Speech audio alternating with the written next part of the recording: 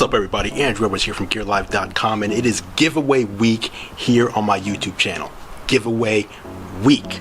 Not one giveaway, not even two, not even three, four. We're going 4 giveaways this week. Maybe more. If I can find more stuff to give away, I'll just throw it in. Of course, this is my 50,000 subscriber celebration. I promised you guys a big giveaway when I hit the 50K milestone. You came through, you helped me reach it, and I've got a lot of stuff to give back to you. In fact, you can see some of it back there, and if you're following me on Instagram or Snapchat, you've probably seen me teasing, or not even teasing, just straight up showing everything that's in that pile back there. Those 2 Xbox One S units are for giveaway, but those are stacked on top of some other stuff down there as well. So I'm going to get into the first giveaway later on in this video at the end. But before that, I have a couple of things to address. This video is also going to be a Q&A. You guys submitted a bunch of questions to me on Twitter, on Facebook, and on Snapchat, and I'm going to answer those questions in this video. It's basically an Ask Me Anything. And again, I just want to thank you guys for helping me reach the 50,000 subscriber mark over on YouTube. You can find my YouTube channel over at andru.tech, andru.tech. Type that into your browser and it'll forward you over right to my YouTube channel. And if you're not already subscribed, please do hit the subscribe button when you're there. And by the way, if you want your own clean .tech domain, head over to get.tech right now, where you can pick up a .tech domain for $4.99. Use the coupon code Andru for my viewers exclusively, and you'll get it for way less than the $49.99 price tag. Now let's get to the questions. I asked you guys to submit questions about anything you felt like asking me. It could have been anything about YouTube, anything about me, anything about gadgets, anything about smartphones, anything about anything, your dating life, whatever. You guys submitted those questions and I'm about to answer them right now. So pull them up. I've got them right here on my phone. First question from Armando on Twitter. Wicked for you to see. At Andru Edwards, has anyone told you that you look like Suge Knight? I'm trying to celebrate and I'm already getting trolled by my friends. Yes, I've heard that. Don't necessarily agree, but I've heard it. Next question is from Kevin, Tech Ninja Speaks. Why you kill Pac? I mean, first of all, Kevin, I didn't kill Tupac. I'm a big fan of Tupac's music. Second of all, Suge didn't kill Tupac. I hope. This is from SXV Tech on Twitter. How much can you deadlift? I haven't deadlifted in a while, but I would say if I had to approximate it right now, I could probably deadlift 200 pounds. Next question came in from Facebook. Ahmed Jamal asks, what's your favorite part about making YouTube videos? Well, honestly, my favorite part is it's not even really about making YouTube videos so much as it is about just making videos in general. I enjoy helping people. I enjoy sharing my passion, which is that of consumer electronics and gadgets and gaming. I've always had a knack for those things. I've always been passionate about those things. I've always been able to fully understand them without much effort. And so being able to use video as my creative outlet is fun. It's cool. I enjoy it. I enjoy talking to you guys. I enjoy the community that it creates. And that's really my favorite part. My favorite part is not so much the playing with the gadget so much as it is talking to you guys about it and then getting those comments and questions back and starting a conversation. Two-way street. Next Facebook question is from Ben Mitchell. Ben's a big fan. Ben's always supporting me. Appreciate that, Ben, by the way. I'm interested in how you got started and how you made all your connections with the various companies so they trust you and send you tech gadgets to review. So those are kind of 2 different questions. How I got started is basically I started GearLive.com back in 2004. It was just a hobby as a tech blog, writing about gadgets, consumer electronics, doing reviews and all that. So first things first, that was 12 years ago. I launched about the same month as Engadget launched. Gizmodo was already up and running for a little while prior to that, and there weren't that many gadget blogs around back then. I stayed independent. I didn't want to sell. I didn't want to take any seed money. So when the others did sell and started to grow even quicker, adding to their staffs by the dozens, I decided that my way of differentiating myself, since I can't compete with a staff of 12 people writing articles every day, was to add video to my repertoire. Now everybody's doing video these days, but back then when YouTube first started, not many people were doing it. So I started doing a video podcast. I got got on YouTube later. I started doing the videos in 2006, so that's over 10 years ago, because it was January of 2006. So I've been doing tech videos for over a decade. As for the getting companies to trust me part, it's not that hard to get companies to trust you when you do what you say you're gonna do. So companies know that I'm unbiased and I'm fair. If they send me a review unit, they can trust that I'm going to give it a fair and honest review. If I like it, I'll say why I like it. If I don't like it, I'll say why I don't like it. If I don't like it and find something wrong with it, I'll contact them first to make sure I didn't get a defective unit before saying that it's a horrible product. Companies also know I have a large audience, an audience that trusts me. If the audience trusts me, why wouldn't the companies trust me? At the end of the day, they want to reach my audience. My audience trusts in me, and therefore the companies trust in me. Albert Gourier, I'm assuming that's how you pronounce your last name. I don't even know. I know all these people I've known for a while, and now I'm discovering I don't even know if I know how to say their name right. Albert asks, do you ever foresee a moment in the future when Palm or Handspring get back in the tech market? Am I still being trolled? Albert, am I still being trolled? Are you serious? Palm's dead. There is no Palm. HP bought Palm, and then HP killed Palm. There's no Palm. There's no. There's not going to be any new Palm Pre. It's not going to be any new Palm Pilot. It's not going to be any new. I don't even know what else they had, but no. Palm's dead. Handspring's not coming back from anywhere either. BlackBerry's going to probably be dead. If someone doesn't buy BlackBerry will probably be dead in a couple years. A few years ago I said Microsoft should buy them, but now we've seen what Microsoft did with mobile. They're pretty much dead in mobile as well. Android and iOS are going to be tough to beat. I do have this belief that every company gets disrupted at some point. It's always happened in the past. I think it'll always happen in the future. Apple and Google are not always going to be the leaders of the smartphone market. At some point someone will rise up, but right now and for the foreseeable future, it's Android and it's iOS, and that's pretty much it. Zeke Wolf on Facebook asked, is Apple really going to ship Lightning to 3.5 adapters instead of Lightning headphones with the iPhone 7 and 7S? If yes, will a zombie Steve Jobs appear and eat Tim Cook's soul at the launch party gimmick? Wow. Listen. There's a few ways Apple can play this. Number one, the headphone jack is going away. I've heard so many people talking about how they're going to switch to Android because of this, how Android is better than iOS because of this, and they don't seem to understand the fact that this is starting to happen on Android as well. The new Droids on Verizon, Moto Z and Moto Z Force, neither of those two phones have a headphone jack. They have a USB-C port which you plug in USB headphones into, or you use an adapter that lets you plug in the USB-C and then on the other end plugs into the standard headphone port. That's where the future's going with smartphones. So Apple can do a few things. Apple can ship nothing in the box. They can ship the adapter Lightning to 3.5 millimeter. They can ship Lightning headphones that plug right into the Lightning ports, or they can ship wireless earpods. What do I think they should do personally? Don't ship the adapter in the box. Sell it for $9.99 for people who have to use their wired headphones. 2016 is the first year where Bluetooth headphones are outselling wireless headphones. Bluetooth is going to be the future that Apple's going to push. They're not going to push Lightning as the standard. They're going to push Bluetooth wireless as the standard. As such, I think Apple should include wireless earpods in the box. If they don't do that, then include Lightning earpods in the box. But don't throw an adapter in the box, because throwing an adapter in the box says we made a mistake. We took this thing out that you need, so here's the adapter. Keeping the adapter out and providing the alternative is the right thing to do, in my opinion. Jeremy Patrick asks on Facebook, I want to know what's finally going to make you switch from Apple to Samsung. Okay, so I have an Apple iPhone 6s right here. That was an iPhone 6s Plus, by the way. I've got an iPhone 6 Plus here, and I've got a little iPhone SE here as well. But Jeremy, I've also got 4 Samsung phones as well, dude. I've got 4 Samsung devices right here, including a brand new Samsung Galaxy S7 Active, which is one of the things I'm going to be giving away this week as giveaway week continues on my YouTube channel. So how do you switch from one thing to another if you have both? Do I prefer iPhones to Samsung phones? Absolutely. Does that mean I don't like Samsung phones? No, not really, but I don't think Samsung phones are the best Android phones out there. I'd much rather have an HTC 10 or a Nexus 6P than a Samsung Galaxy S7. So what's it gonna take for me to switch to Samsung? They need to make way better phones with vastly improved software. All right, next one came in from Twitter.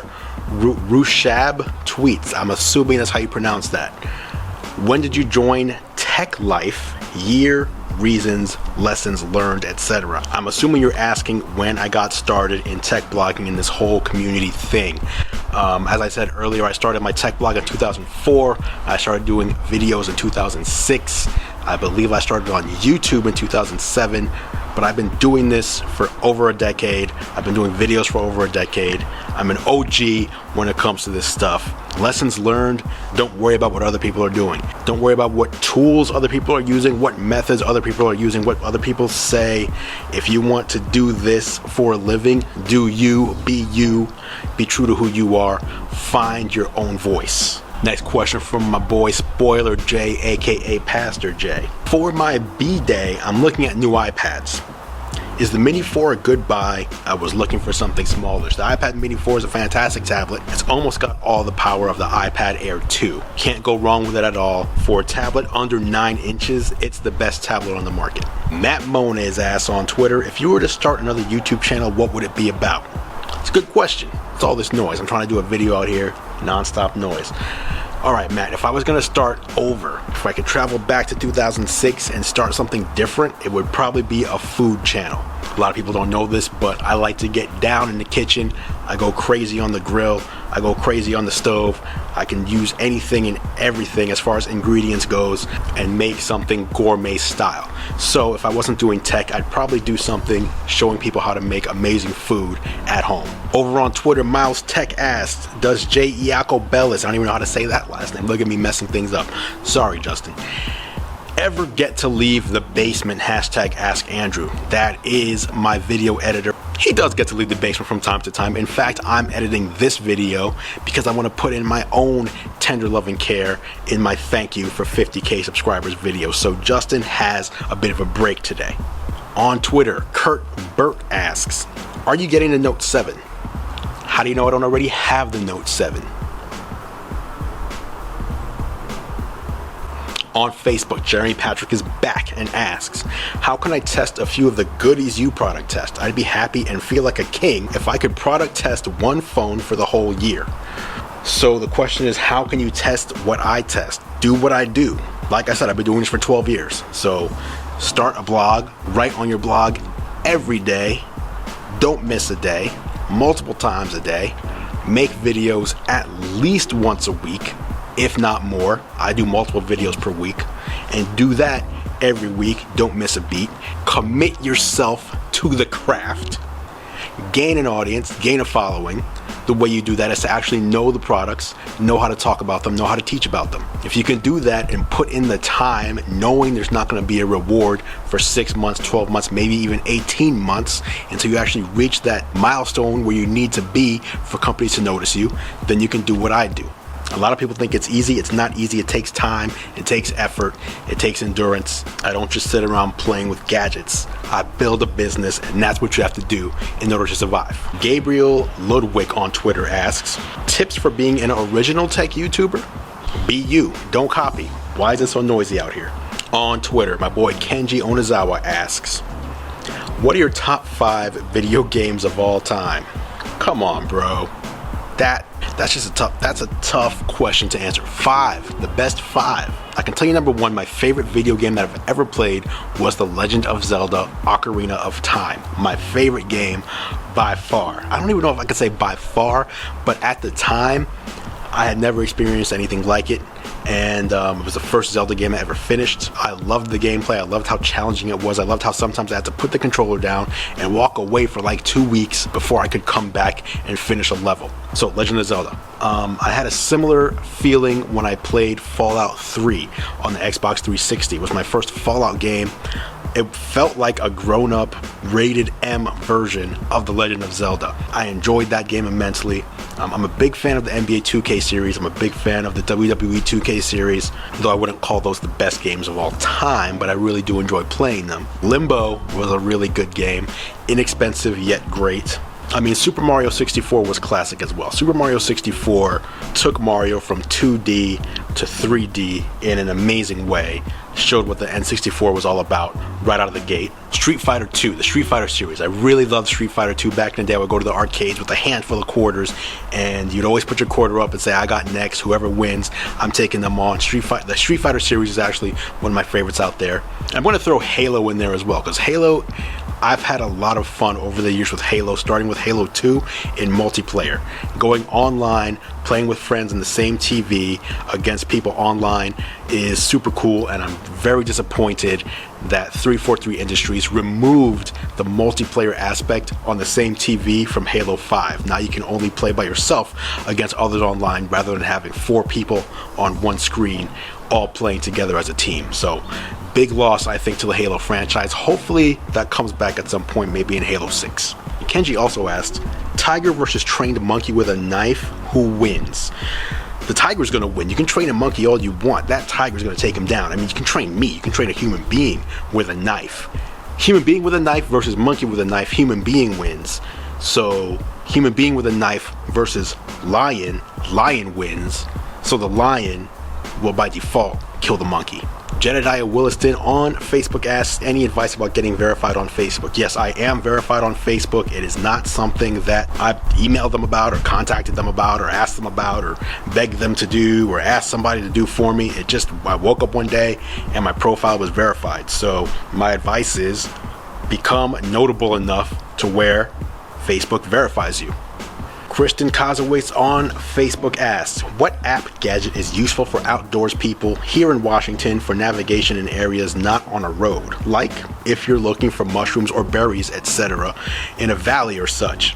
Emergency location devices, anything cool and useful like solar power battery pack. Listen, this is not my area of expertise because I like to stay like with my 2 feet on the ground in places where human beings thrive rather than entering into the domain of like what Kenji asked about lions and cougars and bears and animals and snakes. I let those animals handle their domain and I handle I don't want them coming into my domain, so I don't go into their domain. So I don't really know about what are the best gadgets for picking berries.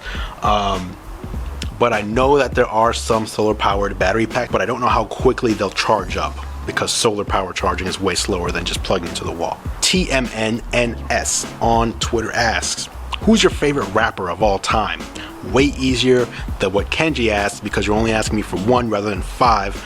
But I don't know if I have one. If I had to pick one based on their skill set, I'd say I'd probably go with Eminem.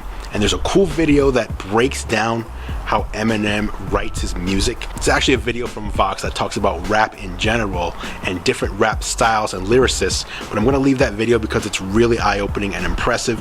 Based on that video, I'd say Eminem, but I also like Notorious B.I.G. I also like Tupac, even though I killed him. I don't really think Jay-Z's the greatest. I think he's a little overrated, but I mean, I'll even throw down some LL Cool J if I have to. Final question from Prash Barate. What is your order of preference while choosing a flagship? Chipset, battery, display, camera. I'd say batteries probably last, mostly because phones usually have pretty much the same battery life. You're not going to find a phone that's crazy different battery life unless you get something that's specifically marketed as a phone with a long-lasting battery. Display's kind of important. I do want a specific display size. Right now, like I use mostly the iPhone 6s Plus, that's 5.5 inches. So I guess I wouldn't really want to go below 5 inches if I had to. Chipset equals performance. Performance is a big deal to me. That's why I like iPhones so much, actually. Apple's A-series processors fly better than almost anything else I've ever seen. And then camera is important to me. Once I've decided on those other factors, I'll then see what the best camera is and go with that phone. That's why I'm a big fan of the HTC 10 as well as the iPhone. So those were the questions. Thanks for sending those in, guys. Hopefully you learned a little more about me, more about my opinions, more about why I do what I do. And now it's time for a giveaway. If you've been following me for any length of time, you're probably aware that I'm a big fan of Monster speakers and headphones. The Monster SoundStage line of speakers is ridiculously impressive. You saw me show them to you a couple years ago at CES. I've done videos on them in the past. They're super loud. Even the smallest one, the S1, the entry-level speaker, is super loud and clear. That's the best part. They're loud, but they're clear. They don't distort.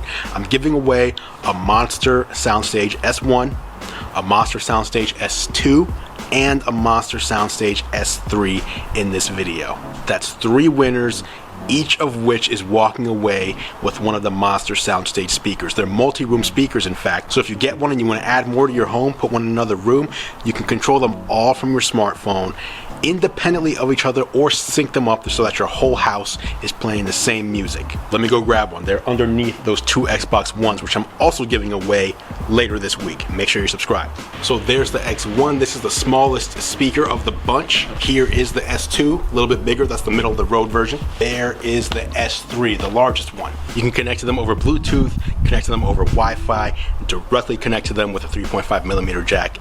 They're amazing speakers. One more giveaway I want to talk about in this episode is this. This is the Amazon Fire tablet. Now, I was going to include this in the normal giveaway. I have a 4th prize, but what I decided to do was give this away to one of the viewers who asked a question today. Ben Mitchell, this Kindle Fire tablet is for you. Thank you for your support. You're always liking my videos, always commenting, always sharing, and he's been a longtime supporter of mine over on my Patreon campaign. You're going home with this. Well, you're not going home with this. I'm going to send you this as a personal thank you for all that support.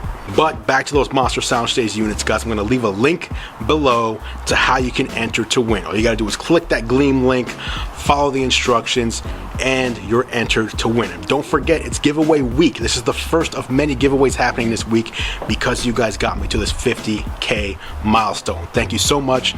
Good luck on winning the Monster SoundStage speakers. Later this week, I'll have a PS4 bundle to give away, PlayStation 4 with Call of Duty Black Ops 3. I'm going to have 2 Xbox One S units, the 2TB models that are all sold out, and Microsoft's not making any more of those, and a Samsung Galaxy S7 Active. All of that during giveaway week here on the Gear Live channel. Thanks for watching, guys. These giveaways are 100% because of your support, which is greatly appreciated. I'm Andrew Edwards, and I'll catch you in the next video.